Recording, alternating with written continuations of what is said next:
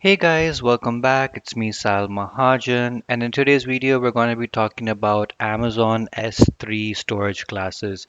So, in the previous video, we discussed about S3 objects, how can you upload, hosting static websites, and all of those good stuff. And today, we're going to be talking about the various different storage classes that S3 provides you with. Again, we're going to be referring to the S3 documentation that we have by AWS. This is the best documentation that is out there, and you guys should make a habit to always read and check the documentation whenever you have any doubts or want to get any questions resolved.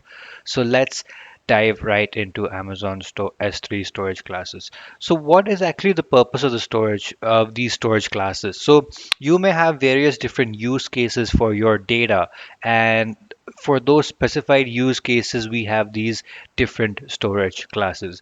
So on the left hand side, you can basically see the different storage classes that we have. That is S3 standard, intelligent tiering, express one zone, standard IA, one zone IA, glacier instant retrieval, and glacier flexible retrieval. And finally, the last one is S3 glacier deep archive. So now, as you guys can see, the various different S3 storage classes that we have, let's dive into each one of them. So firstly, we have the Amazon S3 standard. Now, you guys would have seen the standard in a lot of previous different demo videos that I have uploaded. This is basically a general purpose storage class that is provided to you.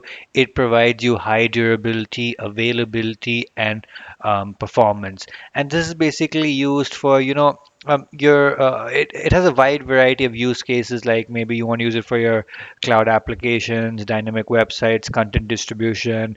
For example, maybe you have uploaded a few files that people download from time to time, that is on a daily basis or maybe every other day. So that could be a small example. So a few key features of this S3 standard is it's a general purpose storage for frequently accessed data. It has low latency and high throughput performance, and it is designed to deliver 99.99% availability with an availability SLA of 99.9. So again, you can take this storage class as a general purpose storage, and yep.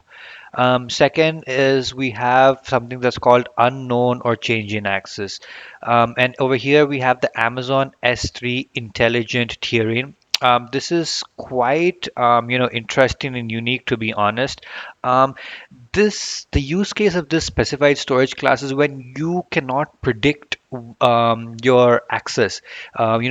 Maybe this week your objects are being accessed on a daily basis, and maybe the next week it's only being accessed once a week, and maybe after that even less than that. So your access is the access to your objects is unknown, or it's changing, and you're not quite sure. Maybe this month it's quite high, the next month is quite low. So this is where intelligent tiering comes into place. So you can see intelligent tiering is the first cloud storage that automatically reduces your storage costs on a granular object level by automatically moving data to the most cost effective access tier based on access frequency. So again, you can see the best part of this is granular object level, that this happens on each object. So for example, if you have 5 objects in your bucket and 2 of them are being accessed on a daily basis, it would keep that object in an S3 standard class. But maybe let's take your other 3 objects that are remaining, they are not at all being accessed. It may move it to standard IA, or it may move it down to glacier instant retrieval or flexible retrieval, or maybe even deep archive, according to the settings that you have put. A few what do you say use cases we could say is normally used for data lakes or data analytics, or maybe user generated content. So this is pretty unique, to be honest. You will only find this on AWS. You will not find this type of storage class on any other cloud provider, for example, Microsoft Azure or Google cloud. A few key features that you can automatically save costs for data with unknown changing access patterns. You're designed to deliver a 99.9% availability, and yeah, you have no operational overhead and stuff like that. So yep. Now let's move to another category that is called high performance. Over here we have Amazon S3 Express One Zone. So if you guys know about what you say S3 storage classes, you may have not heard about this one because this is something that is quite new. It is What does basically one zone mean? So normally whenever you create a bucket, um, uh, uh, your objects that you upload in the bucket are stored in three different availability zones. And the reason that is done is to increase your availability. In case one zone goes down, you will still have access to your data because it is still available in two different zones. So one zone basically means that it is storing your data in one single zone instead of three availability zones. So over there you see, instead of storing your maybe 1 terabyte object into three different, you're only storing it into one. So automatically your costs are going to reduce. And the reason why this is express is because it provides you speed. It increases your access speed by 10 times. And again, as I mentioned, because you're storing your data in only one zone, your costs reduced by 50% compared to the standard S3, which basically stores your data or your objects in three different availability zones. And normally people use this for analytics and ML workloads, as you can see over here. And the best part is you can scale to handle millions of requests per minute. So that's pretty awesome. Now let's move more towards the infrequent access. This is wherein you're not accessing your data or the objects in your bucket quite often. So the first we have is S3, standard infrequent access. So let's go right off with what AWS says. AWS says that S3 standard IA is for data that is accessed less frequently, but but requires rapid access when needed. So, for example, you may have a few files wherein you aren't they're maybe required. I would say maybe once a week or once every other week or maybe even once a month. So, in that scenario, you can store those objects in this standard S3 standard IA, and you only store those buckets here which those objects here which require rapid access when needed. Another small use case could be is maybe medical documents. You can store your medical documents in standard infrequent access. Now you may not know, you may need your medical documents maybe this month, the next month, maybe after 3 months, 6 months, or something like that. But when you need it, you require instant or rapid access to those medical documents. So that's one use case that we have over here.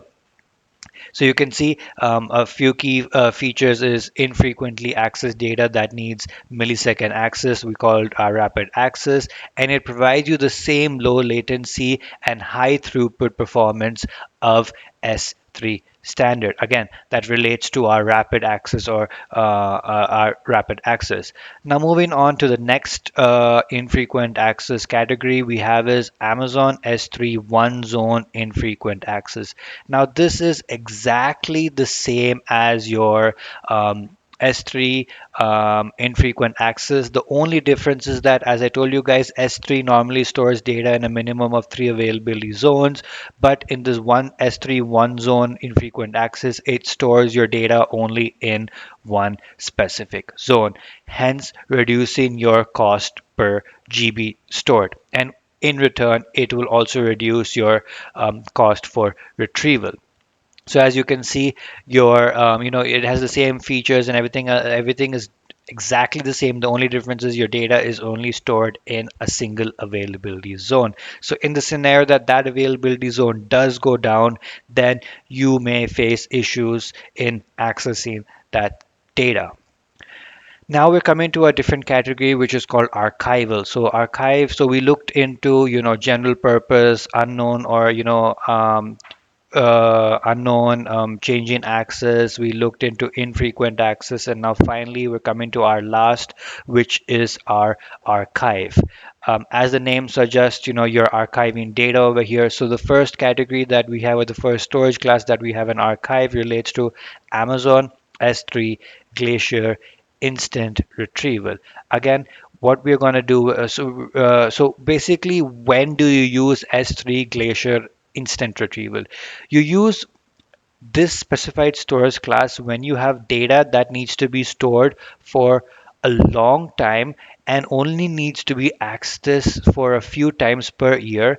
And another condition applies to that is you require access to that data immediately. That's basically where you're going to store S3. So you have three different steps. One, you know that this data needs to be stored for a couple of years. Maybe it could be compliance purposes or anything, any XYZ reason. That's one of your thing.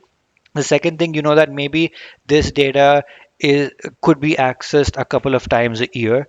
And the third is that when you require access to this data, you want to be able to retrieve it instantly. Now, if these three, it's a yes, yes, yes, then you're gonna go for Amazon S3 Glacier Instant Retrieval. As you can see, there is a minimum object size that you have, that is 128 KB, that needs to be there, or you will be unable to upload an object to this specified storage class. Now moving on to Amazon S3 Glacier Flexible Retrieval. This is another storage class that is there, which relates to what do you say, archival. Here it's basically it's used for archive data that is accessed only 1 or 2 times per year. And you may know that you will not get instant access to this data, but it will take a couple of minutes for you to get access to this data. A couple of minutes to a couple of hours. But the specific type of data that is stored over here is that is accessed only 1 or 2 times per year. If you're accessing any archival data which is more than 2 times a year, then you would head back to our S3 Glacier Instant Retrieval. But if anything is accessed only 1 or 2 times a year and you do not require instant, what do you say, retrieval, then you can go with S3 Glacier Flexible Retrieval. As you can see, it's mentioned over here, your retrieval times can span anywhere from minutes to hours. Now moving on to our final and last storage class that is provided by AWS is the Amazon S3 Deep Archive. Now here data is stored which needs to be stored for 7 or 10 years or maybe even longer than that. Now what type of data is stored over here? Normally regulatory compliance data is stored over here, and that's basically the use case of this specific archival bucket. Again, we may not use this in our day-to-day life, but organizations out there for compliances, they do need to store certain data sets for 7 to 10 years or even longer. So in that scenario, this is the best, the most efficient one to store huge sums of data. And if you ever require access to this data, it can be restored within 12 hours. That is, we are able to retrieve that data within 12 hours. And this is the most cost efficient and a very low cost of storage per GB that AWS does provide. So this was an explanation related to the various different storage classes that Amazon does provide. Again, I would recommend you guys to please do go through this documentation, especially this link. I will be sharing this link in the comments and in the description. Please make sure that you do go through this. In case you guys are planning to give any certification, that is the cloud practitioner or maybe even the solution architect, going through these storage classes and understanding when to use what storage class is quite important. Also, if you plan on giving interviews related to cloud engineering roles, AWS, Azure, or anything like that, make sure that you do have a good idea related to the storage classes related according to the specific cloud provider that you are planning to work with or interview for. Because this question is asked quite a lot in certifications and also interviews. So I hope you guys did like this video. If you did, please make sure to leave a like, do subscribe, do comment if there are any topics that you guys would like me to cover. I hope you guys have a great day ahead. See ya. Take care. Bye bye.